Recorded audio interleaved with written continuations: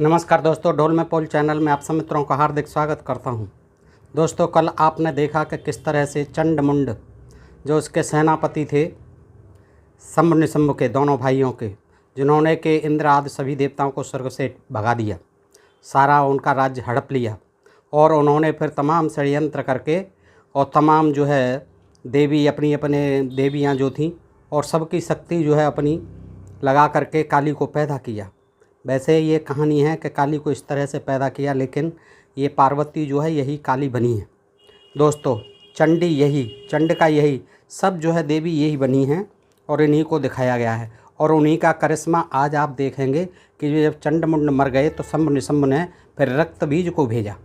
रक्त बीज का करिश्मा तो आप देखेंगे तो आश्चर्य में पड़ जाएंगे दोस्तों, कि उसका बीज, वो रक्त जो है जहाँ जहाँ गिरता था, रक्त बीज का मतलब है रक्त ही बीज बन गया। बीज जो है जानते ही आप उगता है, तो उसके बूंद की जहाँ जहाँ रक्त की बूंद जहाँ जहाँ गिरी वहीं वहीं वो उग आया, रक्त बीज उग आया और तमाम रक्त बीज हो गए।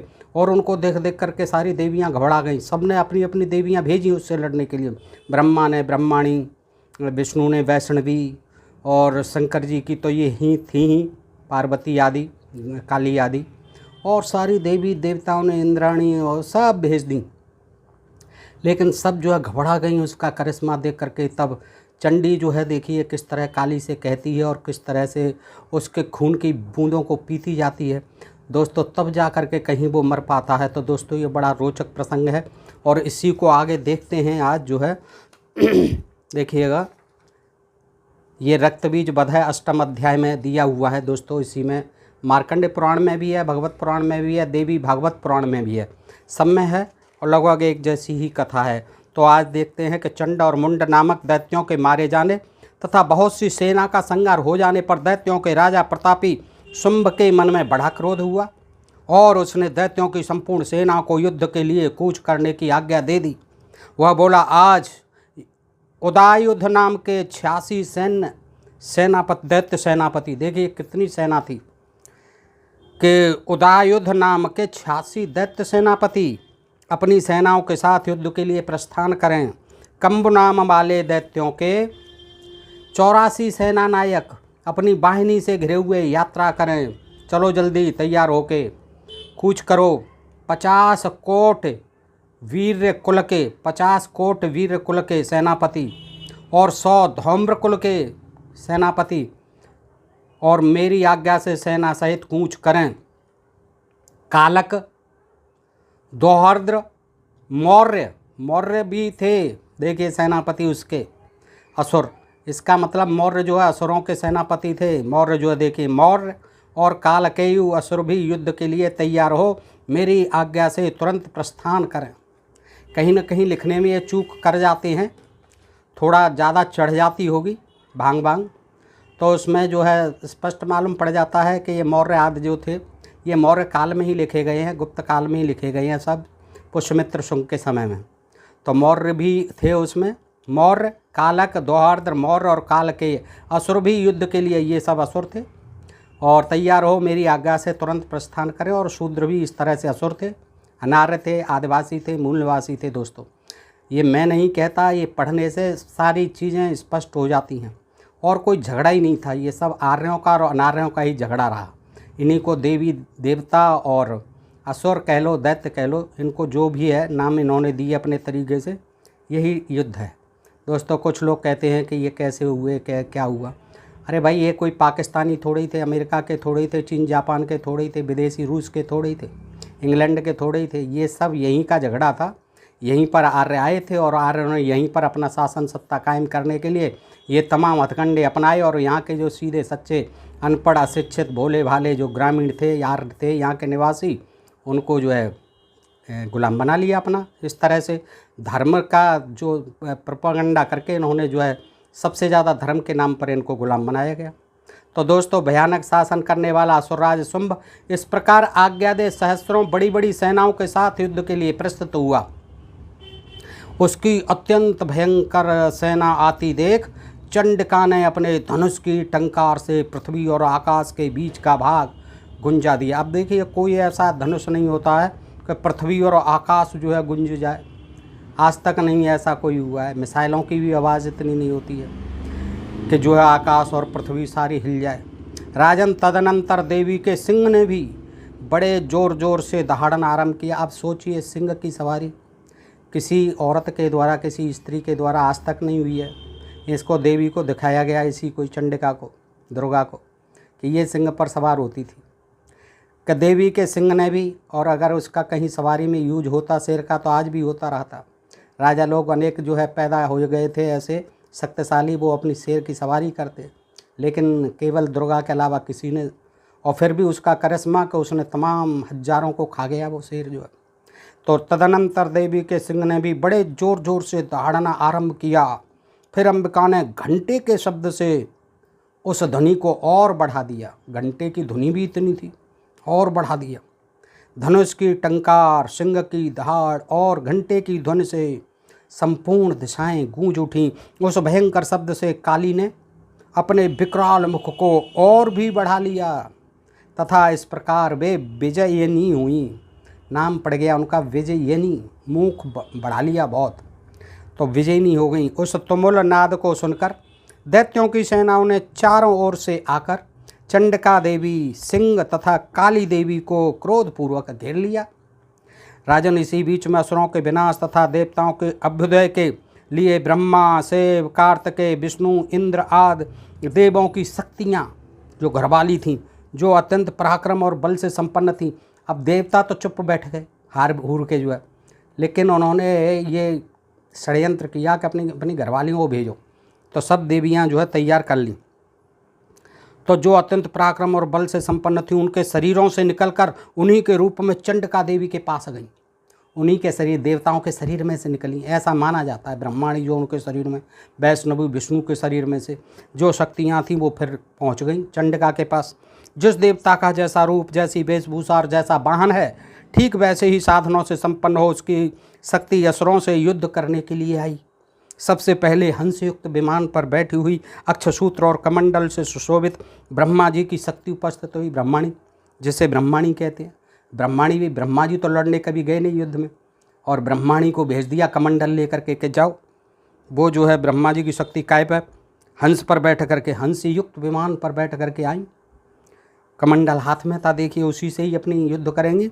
महादेवी की शक्ति वृषभ पर आरूढ़ हो बैल पर चढ़ के आई। महादेव जी की शक्ति पार्वती जी हो हाथों में श्रेष्ठ त्रिशूल धारण किए, महानाग का कंकण पहने और मस्तक में चंद्र रेखा से विभूषित हो वहाँ आ पहुँची।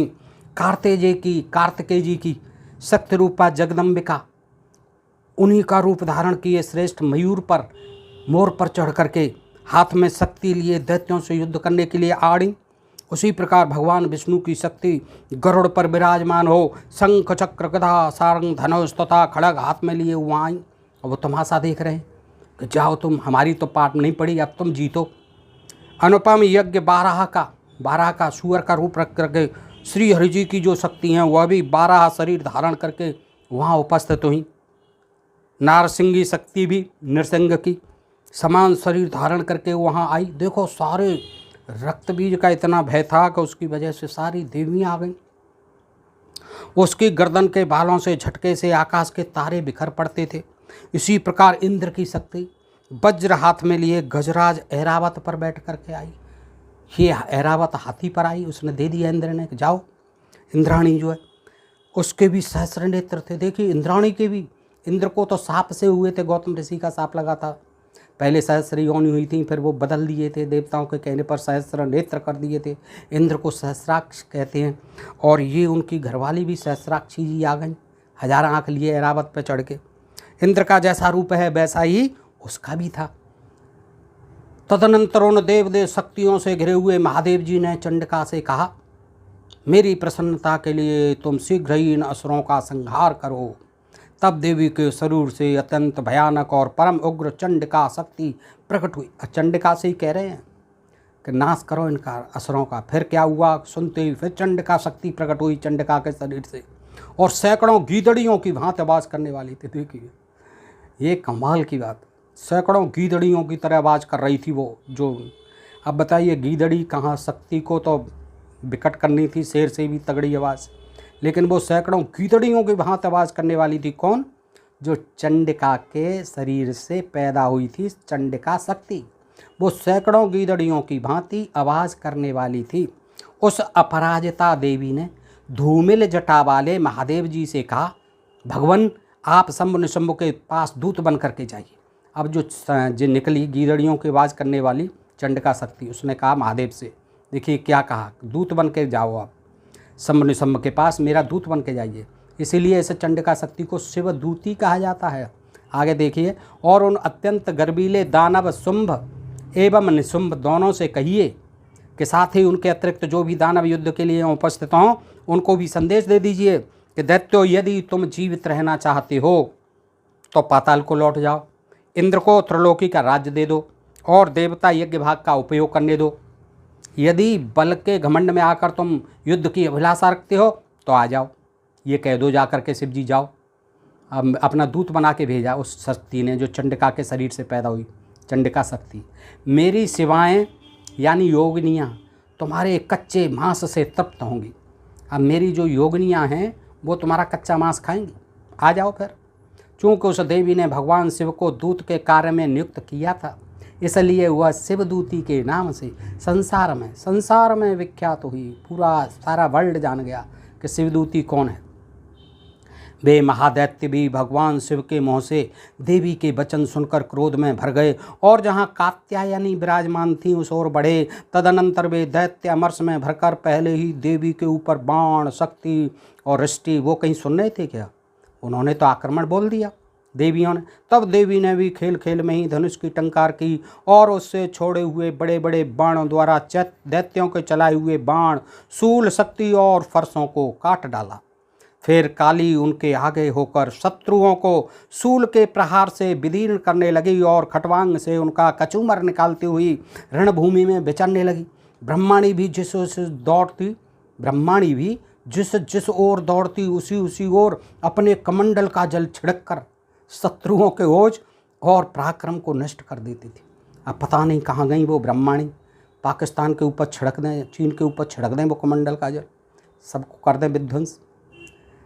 ब्रह्माणी देखिए, ब्रह्मा जी तो कोई लड़े नहीं युद्ध, ब्रह्माणी क्या कर रही है, कमंडल में जल लाई थी, छिड़क रही थी और सारे शत्रु मर रहे थे सब। जो है माहेश्वरी ने क्या किया, त्रिशूल से और वैष्णवी जो विष्णु की शक्ति थी, घरवाली थी वैष्णवी, चक्र से और अत्यंत क्रोध में भरी हुई कुमार कार्तिकेय की शक्ति से दैत्यों का संहार प्रारंभ कर दिया। सारी देवी लग गई।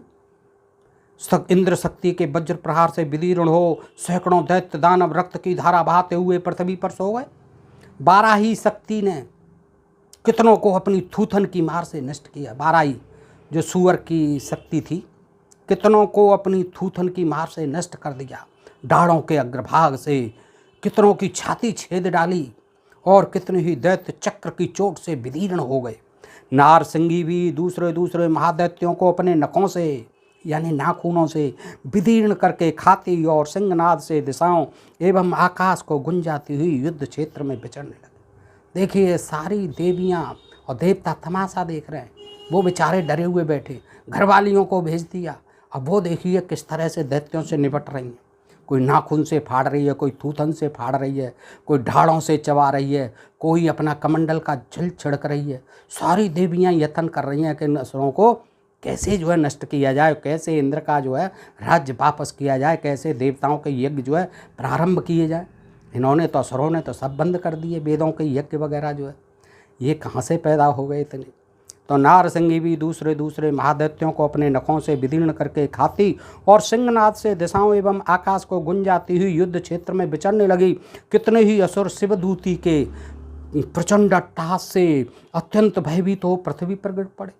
अट्टहास ही से गिर पड़े तमाम, और गिरने पर उन्हें शिवदूती ने उस समय अपना ग्रास बना लिया, खा गई शिवदूती। मात्रगणों से पीड़ित दैत्यों को युद्ध से भागते देख रक्तबीज नामक महादैत्य क्रोध में भरकर युद्ध के लिए आया। अब देखिए ये रक्तबीज आ गया, ये बड़ा विकट था। उसके शरीर से जब रक्त की बूंद पृथ्वी पर गिरती, ये शिव जी का वरदान था कि जहाँ मैंने तुझे पहले तो ये वरदान दे देते थे और फिर उनको ही मरवाते थे, मरते नहीं थे तो फिर अपनी देवियों से मरवाते थे। तो क्या किया कि उसको ये दे दिया तपस्या करते हुए वरदान कि तू जो है जहाँ जहाँ तेरे कोई मारेगा और रक्त की बूंद गिरेगी तेरी। और वरदान भी क्या अजीब होते थे।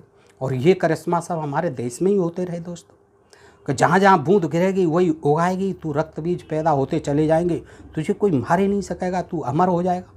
तो क्या हुआ कि उसके शरीर से जब रक्त की बूंद पृथ्वी पर गिरती तब उसी के समान शक्तिशाली एक दूसरा महादैत्य पृथ्वी पर पैदा हो जाता उसी बूंद से। देखिए क्या करिश्मा है। महासुर रक्त बीज हाथ में गदा लेकर इंद्र शक्ति के साथ युद्ध करने लगा, इंद्र शक्ति के साथ। तब ऐन्द्री ने अपने वज्र से रक्त बीज को मारा। वज्र से घायल होने पर उसके शरीर से बहुत सा रक्त चूने लगा और उसी के समान रूप और पराक्रम वाले योद्धा उत्पन्न होने लगे। बूंद जहाँ जहाँ गिरा तहीं तहीं उग आए वो। रक्त बीज का मतलब है ये रक्त का बीज, जो यानी बीज बन जाए रक्त और उगाए। खेत में जैसे उगाता है तमाम गेहूँ और चना जौ मटर सब के बीज, पेड़ों के वृक्षों के बीज जो उगाते हैं, ऐसे ही उसका खून उगाता था। उसके शरीर से रक्त की जितनी बूंदें गिरीं उतने ही पुरुष उत्पन्न हो जाते थे। वे सब रक्त बीज के समान ही वीर्यवान, बलवान तथा पराक्रमी थे। देखिए तुरंत जो है उगाते थे और ऐसे ही पराक्रमी बन जाते थे। क्या करिश्मा है यह। जब देखिए लिखने वाले ने पता नहीं क्या खा करके, कितनी बुद्धि लगा करके, कौन सा विज्ञान पढ़ करके लिखी ये चीज़ें।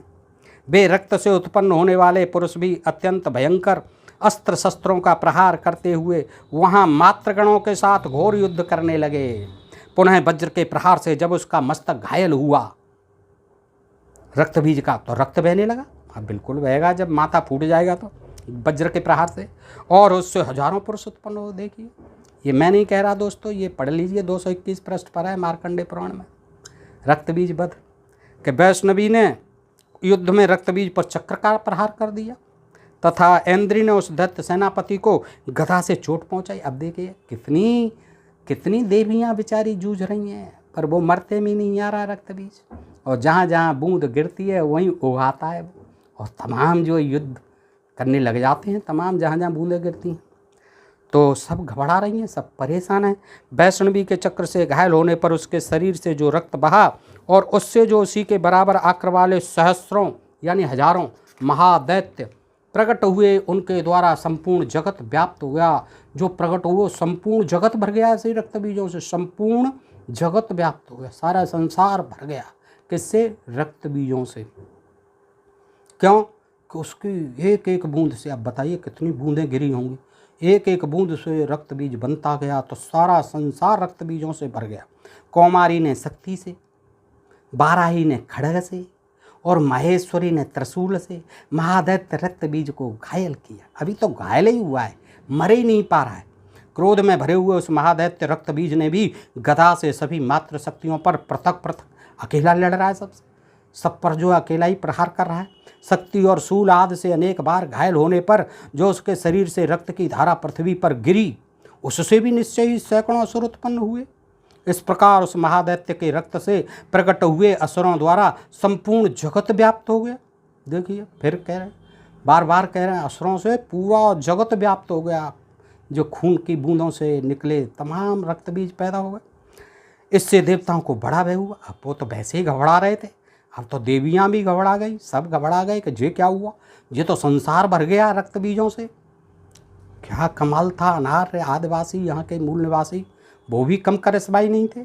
उनका तो खून भी, पहले तो वरदान ले लेते थे वो, और फिर जो अमर हो जाते थे, और फिर तमाम बूंदों से रक्त बीज पैदा हो जाते थे। अब जो है देखिए क्या होता है कि देवताओं को उदास देख करके चंडिका ने काली से कहा। देवता उदास दिखे तो चंडिका बोली किससे? काली से। क्या कहा? चामुंडे तुम अपना मुख और भी फैलाओ, अभी छोटा ये तुम्हारा मुख, सुरसा जैसा करो, 84 कोस का योजन का बना दो इसे, जैसे हनुमान जी को ले गई थी अंदर। तो ऐसे ही कहा कि तुम जो है ऐसे नहीं मानेगा, अपना मुख और चौड़ा करो और फैलाओ, तथा मेरे शस्त्रपात से गिरने वाले रक्त बिंदुओं और उससे उत्पन्न होने वाले महादैत्यों को तुम अपने इस उतावले मुख से खा जाओ। उतावले मुख से, उतावलेपन से खाती जाओ जो भी पैदा हों, क्योंकि मैं तो मारती जाऊंगी। चंडिका कहती है मैं तो खड्ग से मारती जाऊंगी, और इसकी बूंदों से जो रक्त बीज पैदा हों उन महादैत्यों को तुम अपने इस उतावले मुख से खाती जाओ।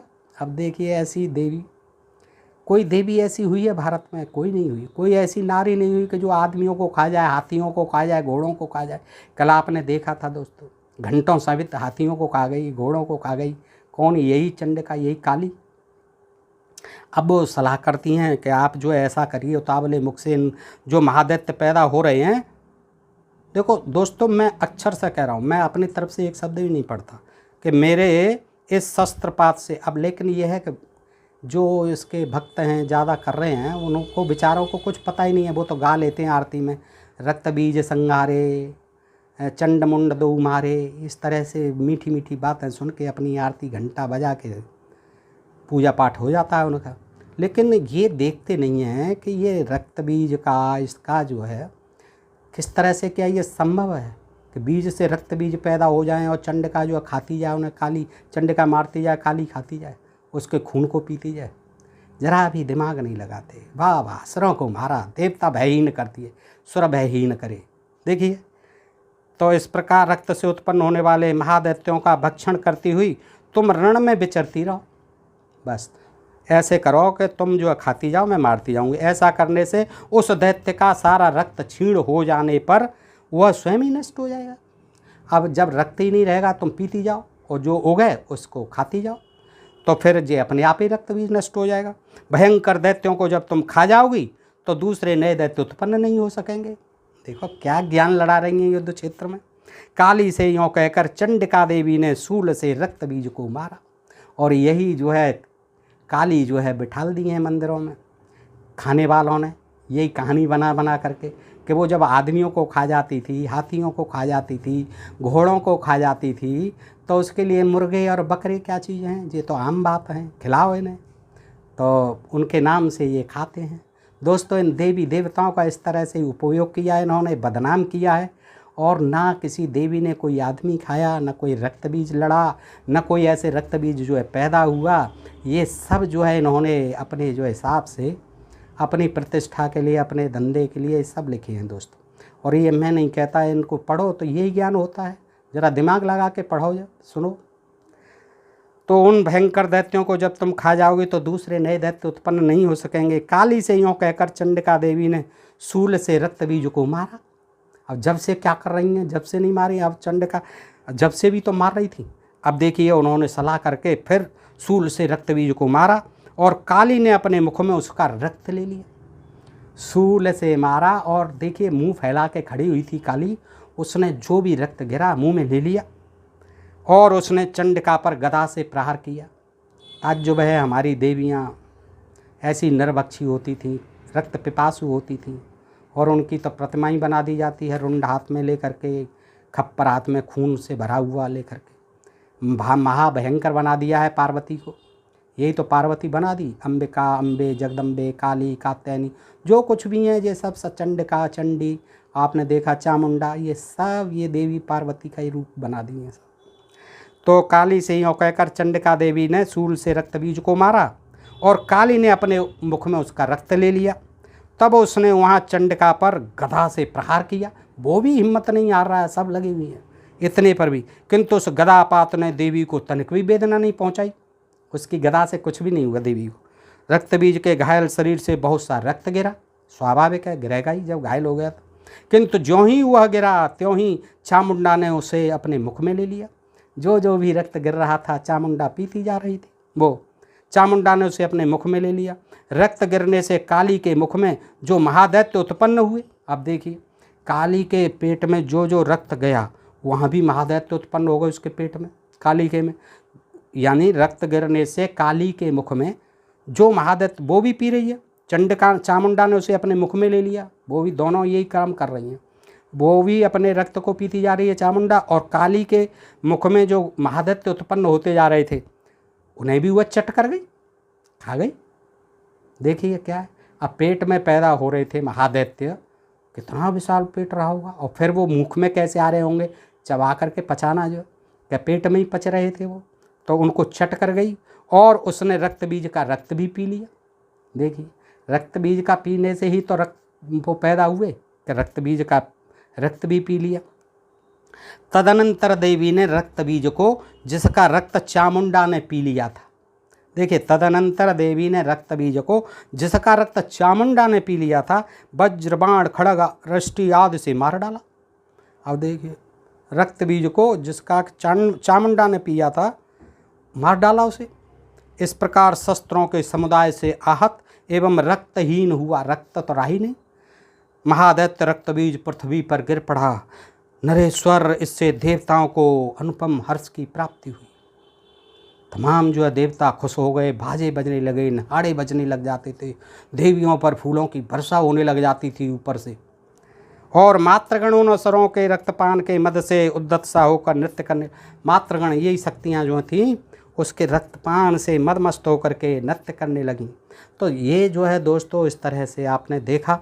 और इसके बाद निशुंभ वध हुआ है। निशुंभ का भी इसी तरह से है।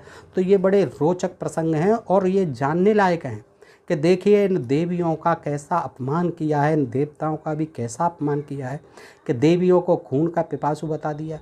हमारी पूज्य देवी हैं, उनको इस तरह से घिनौने काम में लगा दिया इन्होंने, और असुरों को मरवाने के लिए।